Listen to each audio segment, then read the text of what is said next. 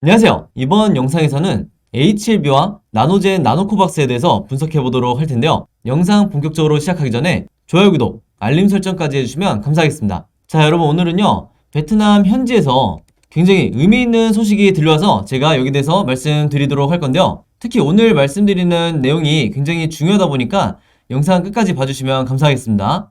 일단 제가 지금 화면에 띄워놓은 이 사이트가 바로 베트남 보건부의 공식 홈페이지인데요. 우리말로 번역을 해드리면 여기 한뉴스라고 나와있죠. 가장 최신 뉴스인데 바로 여기 보시는 것처럼 베트남의 보건부 장관 응우엔 탄롱 장관이 드디어 세계보건기구 WHO의 서태평양 지역 국장을 이제 만났다고 되어 있어요. 자, 그래서 우리가 현재 이 베트남에서도 나노코박스에 대한 긴급 승인을 기다리고 있는 입장에서도 이 시기에 WHO를 만났다는 것 자체가 굉장히 의미가 있다고 보여지는데, 한번 내용을 들어가서 보여드리면요, 여러분들이 놓치시면 안 되는 게 단순히 이 타케시 카사이라는 WHO의 지역 국장을 만났다는 게 문제가 아니라 여기 보시면 뭐라고 나와있죠? WHO의 지역 질병 통제 프로그램 책임자, 이 사람도 바로 WHO를 대표해서 이 회의에 참석을 했다는 거예요.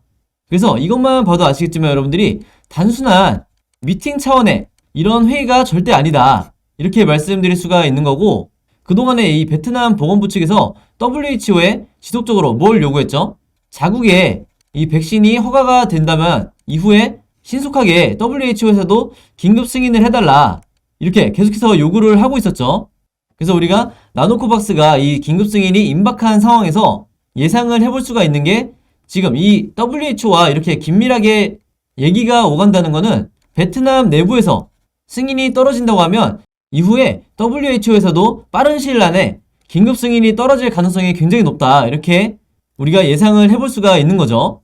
자, 그래서 제가 확보한 자료에 따르면 바로 이분이 이 WHO의 서태평양 지역국장이고요. 여기서도 보시는 것처럼 이 베트남 보건부 장관과 WHO의 이 여러 인사들이, 한마디로 질병을 통제하는 이런 책임자들이 가장 최근인 이 1월 11일에 모여서 회의를 했다, 이렇게 보시면 되겠습니다. 그래서 다시 한번 말씀드리지만 이게 절대 단순한 이 미팅 차원이 아니다. 질병 통제라는 건 여러분들 아시겠지만 결국 이 백신에 대한 회의를 진행을 했다고 보시는 게 맞고, 이번 소식이 의미가 있는 게 뭐냐면요, 아마 뉴스를 통해서 이제 접하신 분들도 있겠지만 이번 회의 때 베트남 보건부 장관만 이 WHO와 회의를 한 게 아니고 베트남 총리도 같은 날 WHO와 회의를 진행을 했는데, 여기서도 마찬가지로 가장 중요한 키워드죠. 백신의 인정과 국산화를 지원해달라고 이제 촉구를 했다고 그러는데, 이게 동시에 가리키는 게 바로 우리의 나노코박스다, 이렇게 말씀을 드리겠습니다. 그래서 여기서 방금 말씀드렸다시피 백신을 인정해달라는 거는 바로 이 나노코박스에 대한 긴급 승인을 해달라는 거예요. 그래서 제가 보는 관점에서는 이번 회의 때 이 나노코박스의 최종 효능에 대한 데이터에 대해서 전달했을 가능성이 굉장히 높다. 이미 그동안에 이 베트남 보건당국과 WHO 같은 경우에는 작년부터 여러분들이 아시겠지만 이 나노코박스에 대한 대조 연구를 같이 연구를 진행을 했었죠. 그래서 여기에 대한 평가도 이미 끝난 상황이기 때문에 WHO에서도 굉장히 빠른 시일 내에 긴급 승인이 떨어질 걸로 예상이 되고, 특히나 이 나노코박스 같은 경우에는 임상시험 과정에서 사망자가 단 한 명도 나오지 않았고, 그리고 중증 환자로 증상이 악화되는 걸 막는 비율이 무려 이 90% 넘는 굉장히 높은 수치가 나와줬기 때문에 최근의 상황처럼 이 전 세계적으로 3차, 4차, 그리고 5차까지 계속해서 이 접종이 얘기가 나오고 있는 이런 상황에서는 WHO 입장에서도 절대적으로 이 나노코박스가 필요한 상황이다, 이렇게 보시면 되겠습니다. 당연히 여기에는 저렴한 비용이 절대적인 또 하나의 이유가 될 수가 있겠죠. 그래서 아래쪽에 내용을 보더라도 바로 이 부분에서 좀 더 직접적으로 얘기를 하고 있는데, 이 판민친 베트남 총리가 뭐라고 얘기를 했죠? 이 WHO가 베트남 백신의, 즉 나노코박스의 승인 절차와 생산에서 계속해서 지원을 해달라고 요청을 했죠. 그래서 여러분들이 아시겠지만 이런 자리에서의 공식적인 발언은 사전에 어느 정도 WHO와 얘기가 됐기 때문에 이런 식의 발표를 할 수 있는 거다, 이렇게 말씀을 드리겠고, 오늘 제가 말씀드린 부분을 여러분들이 들어보시면 아시겠지만 이제는 여러분들 이 베트남 내부에서의 긴급 사용 승인은 이미 기정사실화된 상황이다. 이제는 WHO나 이후에 미국 FDA의 이 승인이 어떤 식으로 진행이 될지 이 부분이 중요한 거지, 더 이상 이 베트남 내부에서의 긴급 사용 승인은 허가가 떨어지냐 안 떨어지냐 이 문제가 아니라는 거예요. 그리고 또 하나 제가 의미 있는 내용을 말씀을 드릴 건데, 여기 보시면 마찬가지로 베트남 현지에서 나온 소식인데, 최근에 베트남 보건부가 5세에서 11세 정말 어린 이 아동을 대상으로 예방접종을 계획을 하겠다, 이렇게 밝힌 상황이고, 이미 베트남 정부에 보고를 하고 여기에 대해서 승인까지 받은 상황이라고 해요. 다만 아직 정확히 언제 진행을 할지 여기에 대해서는 시기가 아직 미정이라고 돼 있는데, 이게 왜 그러냐면요, 여러분들. 시기가 미정이라는 거는 당연히 이 나노코박스가 아직까지 오피셜로 뜨지 않았기 때문이죠. 왜냐면 만약에 베트남 보건부 측에서 화이자나 모더나를 가지고 이 아동들에게 접종을 하겠다고 만약에 계획을 했었으면 이미 보유하고 있는 이 백신들이기 때문에 당연히 시기가 정해질 수밖에 없는 거죠. 근데 바로 이 자국 백신을 기다리고 있기 때문에 아직까지 시기가 미정인 부분이고, 이 아래쪽에 보시면 예방의학과라고 나와 있는데 이게 보건부를 말하는 거예요. 그래서 보건부의 수뇌부는 정부가 허가를 하면, 즉 긴급 승인을 하면 보건부가 직접 공급 업체와 협력해 어린이를 위한 백신을 최대한 빨리 보유할 수 있도록 하겠다, 이렇게 밝혔다는데, 여기서 말하는 이 공급 업체가 바로 나노코박스를 생산하는 나노젠을 말하는 거죠.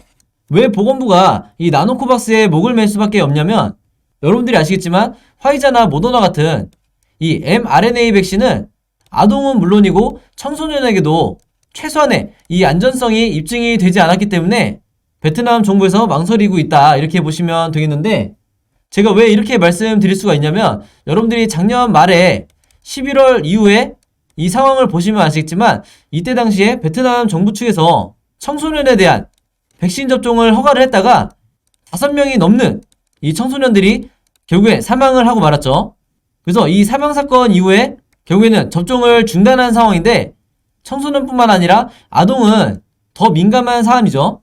그래서 베트남의 현지 여론 자체도 이제는 이 mRNA 백신, 즉 화이자나 모더나 같은 이 mRNA 백신을 아동이나 청소년에게 절대 접종시키지 말라는 이런 여론이 퍼져 있는 상황이기 때문에 가장 전통적인 방식으로 제작한, 즉 단백질 제조합 백신인 나노코박스에 대해서 유일한 옵션으로 생각할 수밖에 없다, 이렇게 말씀을 드리겠고, 최근에 이 단백질 제조합 백신이 주목을 받을 수밖에 없는 이유가 이미 전 세계적으로 이제 승인을 받고 있는 노바백스라는 백신이 있죠.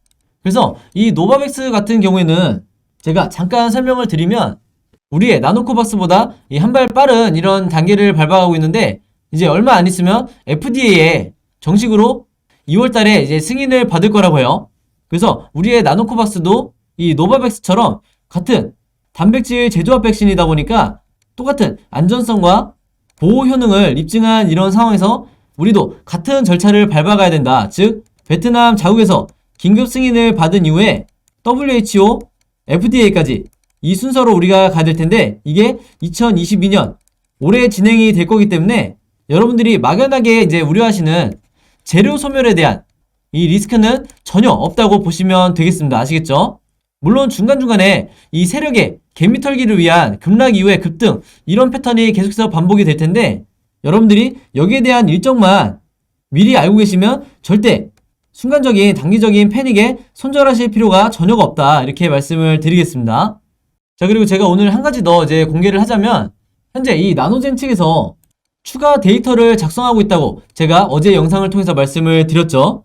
지금 여기 보시면 나노코박스라고 분명하게 명시가 되어 있는데, 현재 나노젠 측에서 추가 데이터를 작성하는 이유가 제가 확보한 이 자료에 따르면 오미크론에 대한 보호 효능을 입증하기 위해서 지금 이미 제출한 이 긴급 승인 신청서와 별개로 추가 데이터를 작성을 하고 있다고 하는데, 그 중에 하나가 바로 이런 자료다, 이렇게 보시면 되겠고, 그러면 이 데이터에 대해서 어떻게 해석을 해야 되는지 제가 최대한 이 투자자의 입장에서 여러분들이 보시기 편하게 전부 다 정리를 해놨으니까, 이 자료와 나노코박스 관련해서 제가 갖고 있는 이 모든 정보 필요하신 분들은요, 이쪽에 보시면 제 번호 010-5826-4556으로 숫자 7이라고만 간단하게 적어서 문자 보내주시면 제가 일일이 확인 후에 문자 보내주신 모든 분들에게 제가 갖고 있는 이 나노코박스 관련한 최신 업데이트 자료와 베트남 현지에 대한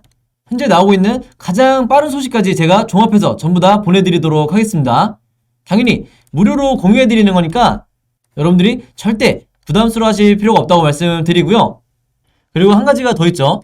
이 HLB에 대한 앞으로 1월부터 4월까지 어떤 식으로의 호재와 악재가 남아있는지, 그리고 앞으로 나오게 될 주가에 영향을 미칠 수 있을 만한 이 언론사의 보도자료, 이 부분들을 제가 일정별로 전부 다 정리를 해서 여러분들에게 그동안 계속해서 업데이트를 해서 공유를 해드리고 있는데, 앞에서 말씀드린 이 나노코박스 관련 데이터라든지 지금 제가 말씀드린 이 자료 같은 경우에도 특히 이 일정에 관련된 자료는 저뿐만 아니라 이미 세력도 지난 11월부터 제가 세력도 이미 갖고 있다고 계속해서 말씀을 드렸죠.